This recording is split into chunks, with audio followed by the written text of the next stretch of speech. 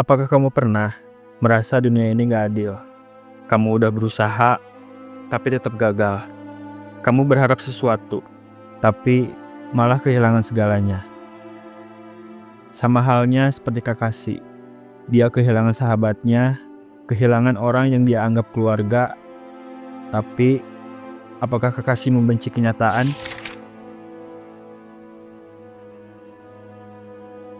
Banyak orang di dunia ini yang gak bisa menerima kenyataan. Mereka marah sama keadaan, menyalahkan hidup, bahkan menyalahkan diri sendiri. Tapi, hidup gak selalu berjalan sesuai rencana kita. Kakashi adalah bukti nyata bahwa menerima kenyataan itu lebih baik daripada membencinya. Waktu kecil, dia kehilangan ayahnya yang bunuh diri karena dianggap pengecut.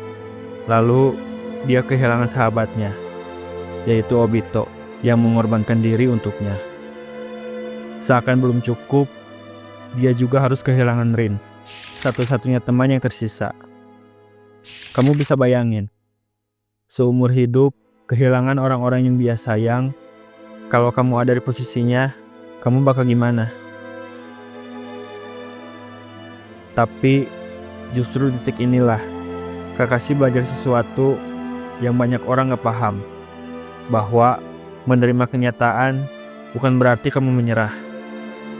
Menerima kenyataan bukan berarti kamu lemah.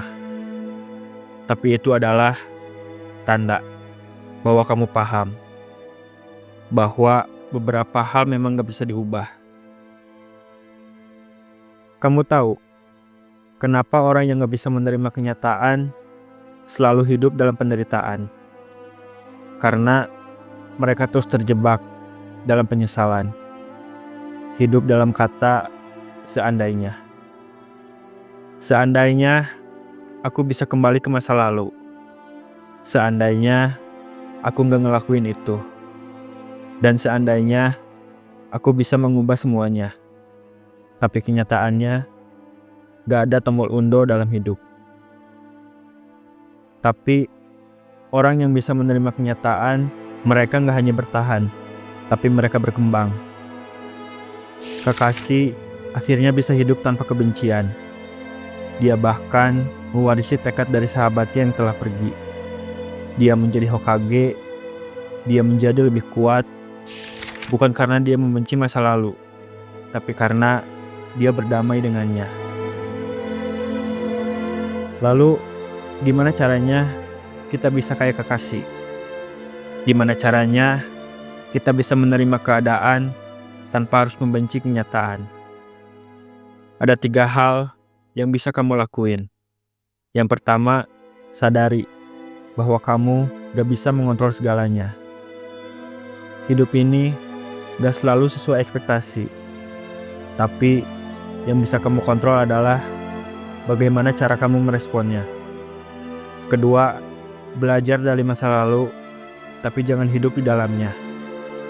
Jadikan masa lalu sebagai guru, bukan penjara.